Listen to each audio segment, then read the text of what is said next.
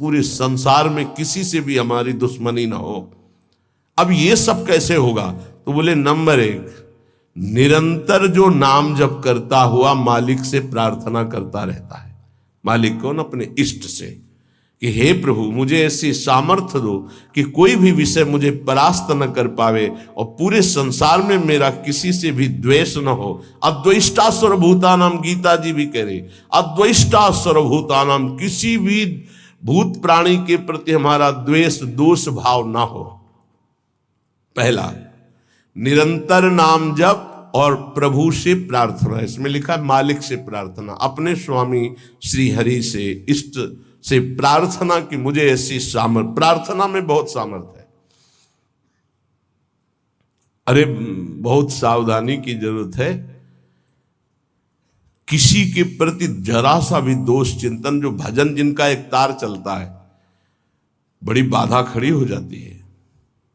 श्री रूप गोस्वामी जी लीला चिंतन कर रहे हैं, उसमें दिखाई दिया कि प्रियाजू पुष्प चयन कर रहे, ये पुष्प, तो लालजू गोदी में उठा लिए, प्रियाजू ऐसे पुष्प का गुच्छा ले रहे, एक हाथ से डाल पकड़े हुए। लालजू ने देखा कि सुरक्षित डाल पकड़े प्रियाजू नजदीक की छोटी कुंज में, तो छोड़ दिया, तो प्रियाजू ऐसे और लालजू आनंदित हो रहे हैं। तो पूज्य श्री रूप गोस्वामी को भी हंसी आ गई कि लालजू को ऐसा विनोद सूझा। इस समय अत्यंत सुकुमार प्रियाजू डरप रही हैं। फिर लालजू ने अपनी गोद में ले लिया, फिर उनका शमन हुआ। जिस समय वो हंस रहे थे उस समय एक संत जा रहे थे जो लंगड़ा के चलते थे, ऐसे ऐसे, और वो ऐसे अर्ध निमीलित नेत्रों में ऐसे हंस रहे थे। उनको दृष्टि गई कि अरे भगवान ने मुझे लंगड़ा बनाया है तो हंस रहे हैं।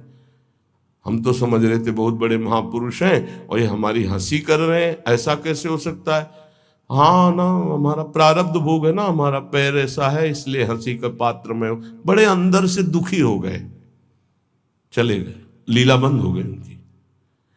अब आप बताओ, उन्होंने सोचा नहीं, देखा नहीं, वो तो प्रिया प्रीतम को देख रहे थे।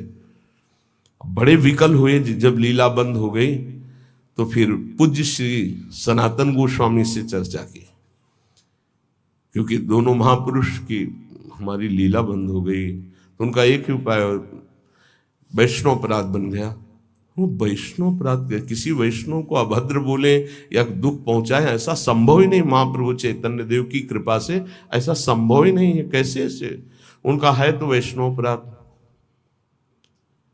अब ये विचार हुआ कि कैसे जाना जाए कि किससे अपराध बना, कैसे जाना जाए? जब किया ही नहीं प्रकट में तो जाना कैसे जाए? तो बोले कोई वैष्णव दुखी हो गया है तो वैष्णव सेवा की जाए, आसपास के जितने संत सबको निमंत्रण दिया जाए, पता चल जाएगा, सबकी जूठन पाई जाएगी तो शायद पुनः अपराध कोई हुआ हो जाने अनजाने में तो उसका मार्जन हो जाएगा।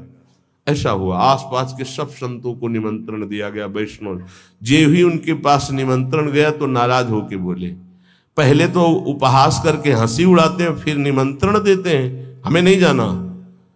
तुरंत सूचना आई कि वो नाराज है। अरे तुरंत गए पूज्य श्री रूप गोस्वामी जी और कहा, प्रभु कब हमने आपका उपहास किया?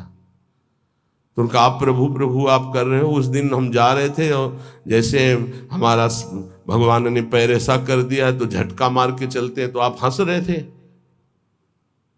तो उनका, मुझे तो याद ही नहीं कि आप कब निकले और हम कब हंसे। तो उन्होंने समय बताया कि अमुक दिन उस समय। अच्छा, तो उनका, प्रभु ऐसे बतानी नहीं चाहिए पर आप नाराज हैं इसलिए बता रहा हूं। प्रभु उस समय हम लीला देख रहे थे, प्रियाजू पुष्प चयन करने की, तो लालजू गोद में उठा के वो पूरी घटना बताई और कहा, अगर ऐसा भाव में हम हंस रहे थे, आप उसी समय निकल रहे होंगे, आपको ऐसा लगा, तो प्रभु आपके लिए नहीं था, आप क्षमा कीजिए। वो तो प्रियालाल, तो वो चरणों में गिरे जो दूसरे वैष्णव थे और कहा, अरे आप जैसे महापुरुषों के प्रति हमारा दोष भाव बन गया, क्षमा करो। वो राज तत्काल लीला प्रारंभ हो गई, तत्काल। अब आप विचार करो, जब दोष नहीं है और वैष्णव दुखी हो गए तो लीला रुक गई। फिर अगर केवल स्वीकृति की हाँ ये गलत है, वो गलत कर रहे हैं तो भी हाँ गलत है, नहीं और भगवान की लीला भगवान जाने। नहीं आप बताओ कि ये गलत है कि सही, नहीं तो हम कोई जज है क्या? जिनके सहारे हम चल रहे हैं उनके सहारे वो चल रहे हैं, उनसे पूछो जाके, चले जाओ राधा राधा राधा। कभी किसी का फाइनल करने के नहीं, तस्मात् शास्त्रम तो तुम्हारा। ये बहुत सूक्ष्म विषय है, इसलिए वर्णन किया, बहुत सूक्ष्म विषय है, बहुत सावधान। नाम जापक भगवत प्रेम प्राप्ति के लिए इतनी सामर्थ्य जो अभी पीछे चर्चा हुई, उसके लिए निरंतर नाम जपो, प्रभु से प्रार्थना कि किसी भी के प्रति हमारा तनिक भी दोष भाव न बनने पावे। प्रभु से प्रार्थना, वही सबके हृदय में बैठे हुए, वही आपको ऐसे सामर्थ्य देंगे। क्योंकि सृष्टि में आपके प्रति प्रतिकूल व्यवहार होगा, आपका उपहास करेंगे, आप नाना प्रकार के कटु वचन बोलेंगे, आपको सह जाना है, उनके प्रति कटु वचन नहीं करना, दोष भाव नहीं करना, नहीं अपनी भगवत प्राप्ति में बाधा आ जाएगी। ये सूक्ष्म विषय सब कोई नहीं समझ पाएगा, लेकिन उपासक जो भगवत प्राप्ति करना चाहते हैं, अपना भजन बचाना चाहते हैं, वो इस बात को अच्छे से पकड़े। दूसरा, जो दिनचर्या दी गई है उसमें आलस्य ना होना, भगवत प्रेम प्राप्ति या ऊंचाई पर चढ़ने के लिए जो दिनचर्या है, हमको ये नहीं देखना है कि अमुक साधक आता है कि नहीं आता है, अमुक नहीं आता तो हम भी नहीं आते हैं, ऐसा नहीं। अमुक की त्रुटि है, उसका सुधार करना चाहे तो कर सकता है, लेकिन आप सुधरे हुए हो तो आपको अच्छे आचरणों का अनुकरण करना है। आपको ऐसे आचरण नहीं करने हैं जिनसे हमारी दिनचर्या बाधित हो जाए। एक चीज और ध्यान रखना है, इसको बहुत विस्तृत रूप से समझा इसलिए रहे कि एक दिनचर्या है जिसके पास सेवा नहीं, गुरु सेवा, और एक दिनचर्या है जो गुरुजनों की सेवा में रहते हैं। उनसे हो सकता है जो भागवतिक दिनचर्या का आदेश दिया गया है वो ना हो, तो उनको असंतुष्ट नहीं होना, क्योंकि वो गुरु सेवा में है। सारी दिनचर्या का फल जो है वो गुरु प्रसन्नता है। तो अगर वो गुरु सेवा में, जैसे हमारी श्री जी की भोग सेवा में है, अब प्रातः बाल भोग से लेकर के शयन तक कितने भोग श्री जी को लगते हैं, अब उनमें उनको हो कि हमारी दिनचर्या तो नहीं। अब जैसे जो और हैं सेवा में है बहुत से, कोई किसी सेवा में कोई किसी सेवा में, अब उनकी दिनचर्या वो माला लेके नहीं बैठेंगे।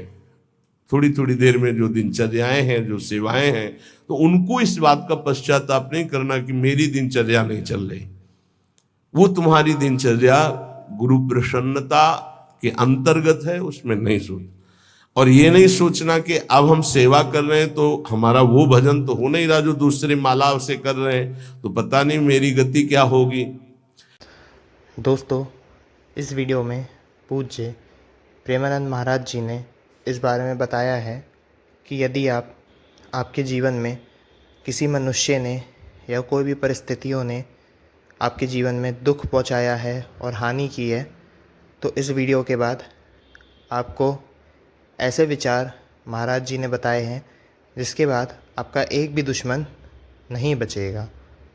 दुश्मन नहीं बचेगा अर्थात इसका मतलब ये नहीं है कि वो मर जाएगा, परंतु आपके विचार उस परिस्थितियों को समझने और सोचने के तरीका बहुत बदल जाएगा।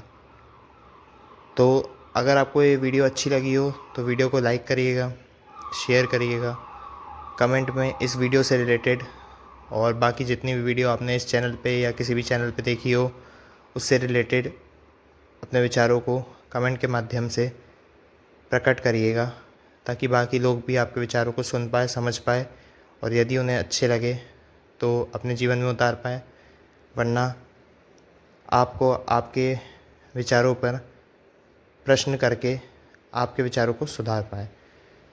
आप चाहें तो इस चैनल को सब्सक्राइब कर बेल आइकन का बटन भी दबा सकते हैं, जिससे जो भी सत्संग अपलोड होगा उसका सबसे पहला नोटिफिकेशन आप तक पहुंचेगा, जिससे आप महाराज जी के सत्संग को सबसे पहले सुनकर अपने विचारों को शुद्ध कर पाएंगे तथा नाम जप के लिए भी और मोटिवेशन हो पाएंगे, और साथ ही साथ आपका जीवन भी और बेहतर, मंगलमय और सुख से प्रदान हो पाएगा।